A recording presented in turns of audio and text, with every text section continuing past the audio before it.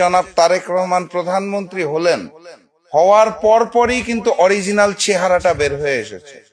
যেটা আমরা আগে আশঙ্কা করছিলাম এবং আগে থেকে দাবি করছিলাম যে জাতীয় নির্বাচনের পূর্বে গণভোট আয়োজন করতে হবে। আমরা কিন্তু বাংলাদেশ জামায়াতে ইসলামীর নেতৃত্বাধীন তৎকালীন ৮ দল, বর্তমানের 11 দল, আমাদের একটা বড় দাবি ছিল গণভোটটা আগে হতে হবে। কারণ তখনই আমরা এটা চিন্তা করছিলাম যে বিএনপি যদি ক্ষমতায় আসে কোনো কারণে, তারা জুলাইকে অস্বীকার করবে, তারা গণ অভ্যুত্থানকে অস্বীকার করবে। তাদের সামনে একটাই কুরআন আছে, বাইবেল আছে, তার নাম হচ্ছে সংবিধান। যে কোনো বিষয় আসবে আপনারা দেখবেন সামনে তারা সংবিধানকে দাঁড় করিয়ে দিয়েছে। আমি বিএনপির নেতৃবৃন্দকে বিনয়ের সাথে প্রশ্ন রাখতে চাই, যদি সংবিধান সব হয় তাহলে জনাব তারেক রহমান এই মুহূর্তে প্রধানমন্ত্রী নয়, আপনাদের শেখ হাসিনাকে এই প্রধানমন্ত্রী মেনে নেওয়া উচিত। সংবিধান মেনে যদি চলতে হয় তাহলে এই নির্বাচন অবৈধ, অন্তর্বর্তী সরকারও অবৈধ, আমরা যা করেছি সবই অবৈধ। তো সেই জায়গাটার থেকে বিএনপি নেতৃবৃন্দকে আমি বিনয়ের সাথে অনুরোধ করব, এখনো সময় আছে সংস্কারের জন্য, ভবিষ্যৎ বাংলাদেশের জন্য আপনাদের সকল দলের সাথে একমত হয়ে জুলাই সনদ বাস্তবায়নের জন্য যা যা করণীয় আছে সেটার জন্য এখন থেকেই কার্যক্রম শুরু করতে হবে। আর আরেকটা বিষয় বলে শেষ করে দেই, এখানে আমার শ্রদ্ধেয় আরেক নেতা ফরিদুজ্জামান ফরহাদ আছে, উনি মন খারাপ করবে কিনা আমি জানি না, আমি তো স্পষ্টভাষী মানুষ। এই যে জনাব তারেক রহমান আমাদেরকে ওই আমলে বলতেন স্কাইপিতে মিটিং করে সবাইকে মিলে জাতীয় সরকার করব, মনে আছে তো নাকি? 62-64 দল মিলে সবাই মিলে নাকি জাতীয় সরকার হবে। 62-64 দরকার নাই, আপনার সাথে যারা শেষ পর্যন্ত ছিল, ইরান ভাই তো থাকতে পারে নাই, রাশেদ প্রধানকে তো আপনারা রাখতে পারেন নাই, ফরিদুজ্জামান ফরহাদ সুদ্দা যারা শেষ পর্যন্ত ছিল তাদেরকে নিয়ে জাতীয় সরকারটা কদ্দূর কি হলো? আর কত মিথ্যা কথা বলবেন জনাব তারেক রহমান? আপনার জাতীয় সরকার তো দেখতে পাচ্ছি না। তো ওই যে মিষ্টি মিষ্টি কথাগুলা বলেন, বলে এই যে ফরিদুজ্জামান ফরহাদ, সৈয়দ এহসানুল হুদার মতো জাতীয় নেতাদেরকে 20 টাকার ফর্ম ফিল আপ করে নিজ দল বিলুপ্ত করে যে আপনার দলে ঢুকালেন, ধানের শীষে ভোট করালেন, তারপর যে আর খোঁজ খবর নাই, বাকি যাদের নমিনেশন দিলেন না, সেই জাতীয় সরকারটা কবে হবে? অতএব মিথ্যার ফুলঝুরি নিয়ে লন্ডন থেকে এসে যদি মনে করেন ওই পুরাতন ফ্যাসিস্ট কায়দায় নতুন বাংলাদেশ চালাতে পারবেন, তাহলে আপনাকে স্মরণ করিয়ে দেই, আপনার কিন্তু যাওয়ার জন্য ভারতও নাই। শেখ হাসিনা তো ভারতে গিয়েছিল, আপনার যাওয়ার জন্য কিন্তু ভারত নাই। রিটার্ন টিকিট রেডি করে তারপরে ফ্যাসিবাদী কায়দা শুরু করবেন, কারণ বাংলার মানুষ রক্ত দিতে শিখে গিয়েছে, নতুন ফ্যাসিবাদ আর জন্ম হতে দিবে না ইনশাআল্লাহ। আমরা দেখলাম যে বিএনপির একজন উচ্চপদস্থ নেতৃত্ব তিনি বললেন যে তারা গণভোটে রাজি হয়েছিলেন যাতে করে নির্বাচনে অংশগ্রহণটা করতে পারেন সেজন্য। এই বক্তব্যের মধ্য দিয়ে গণভোটের প্রতি বিএনপির দলীয় কমিটমেন্ট, তার নড়বড়ে অবস্থাটাই প্রকাশ পায়।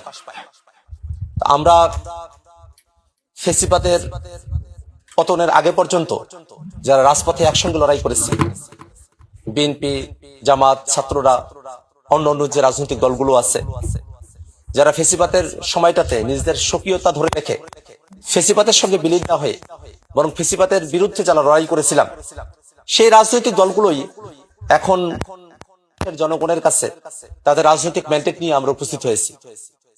বিএনপি ফ্যাসিবাদের বিরুদ্ধে লড়াই সংগ্রাম করে আসা একটা দল, কিন্তু 5 আগস্টের পরে বিএনপি যে ধরনের কর্মযজ্ঞের মধ্য দিয়ে গিয়েছে, বিশেষত 12 তারিখের পরে বিএনপি সরকারকে এমন ভাবে সাজিয়েছে, আপনি দেখেন যেগুলো বড় রাষ্ট্রীয় প্রতিষ্ঠান এবং সাংবিধানিক প্রতিষ্ঠানগুলো আছে, সেখানকার নিয়োগের বিষয়টাতে তারা অন্তদলীয় করণ করার দিকে তারা অগ্রসর হয়েছে। এটা আমাদের জন্য একটা অশনি সংকেত। সেই দলীয়করণের ফাঁদে যাতে আমাদেরকে পড়তে না হয়, এই কারণে কিন্তু জুলাই সনদের মধ্যে আমরা যখন ঐক্যমত্য কমিশনে, তখন এনসিসির একটা প্রস্তাবনা এসেছিল। সেই এনসিসির প্রস্তাবনা থেকে সরে এসে সেই এসেন্সকে ধারণ করে কয়েকটি প্রতিষ্ঠান যেগুলোতে দলীয়ভাবে নিয়োগটা হবে না, নিয়োগটা যারা সংসদে presenting ruling party, opposition parties তাদের সমন্বয়ে সাংবিধানিক প্রতিষ্ঠানগুলোতে নিয়োগের একটা ব্যবস্থাপনার কথা আমরা বললাম।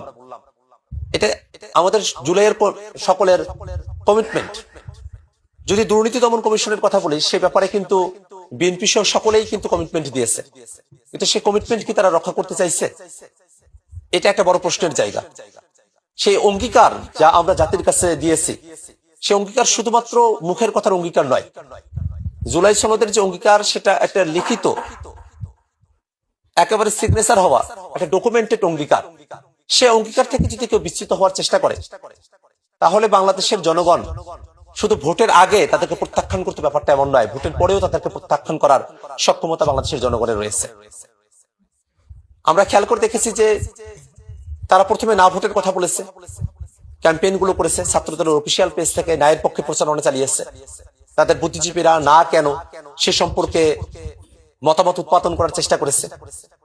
তারেক রহমান, বর্তমান প্রধানমন্ত্রী, তিনি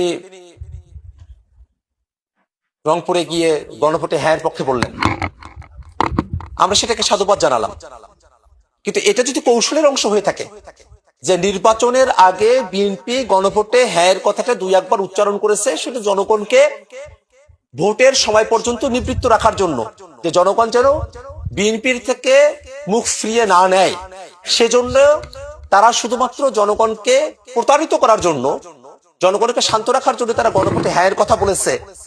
এটা ভেবে যে আমরা এখন নির্বাচনের আগে বিএনপি গণভোটে হ্যাঁর কথা বলবে শুধুমাত্র ভোটটা পার হওয়ার জন্য, এবং তারপরে তারা তাদের মতো করে যা ইচ্ছে তাই করবে, এমনটা যদি মনোভাব তাদের থেকে থাকে, তো আমরা তাদেরকে বলবো যে যে জনগণ ভোটের আগে তাদের সিদ্ধান্ত জানানোর সক্ষমতা রাখে, ভোটের পরেও জনগণ তাদের সিদ্ধান্ত জানানোর সক্ষমতা রাখে। এই বাংলাদেশটা কিন্তু বন্ধ করে ফেলা হয়েছিল শেখ হাসিনার শাসনামলে। সে বাংলাদেশে জনগণ সেটাকে ভোটের মাধ্যমেই শেখ হাসিনাকে প্রতিহত করতে হয়েছে, নাকি তারা তাদের বুকের তাজা রক্ত ঢেলে দিয়ে শেখ হাসিনাকে প্রতিহত করেছে? এটা তো ইতিহাসের শিক্ষা। সেই ইতিহাস থেকে কেন বিএনপির মতো একটা দল তারা শিক্ষা গ্রহণ করবে না, যারা সেই ইতিহাসের অংশ, যারা ফেসিবাদ বিরোধী লড়াইয়ের অংশ? তারা কেন ফেসিবাদের যে করাল গ্রাস, সেটা থেকে রাষ্ট্রকে মুক্ত করার জন্য তারা কাজ করবে না? কি বাধা তাদেরকে পেয়ে বসলো? সে প্রশ্নগুলো আমাদের মধ্যে তৈরি হয়েছে।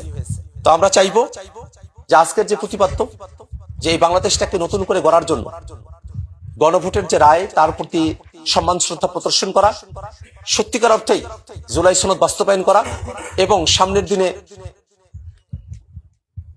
সংসদের অধিবেশন বসবে, সে অধিবেশনেই যেন বিএনপির যারা সংসদ সদস্য আছেন, তারা সংবিধান সংস্কার পরিষদের সদস্য হিসেবে শপথ গ্রহণ করেন। সে উদাত্ত আহ্বান তাদের কাছে রেখে আমি আমার বক্তব্য এখানে শেষ করছি।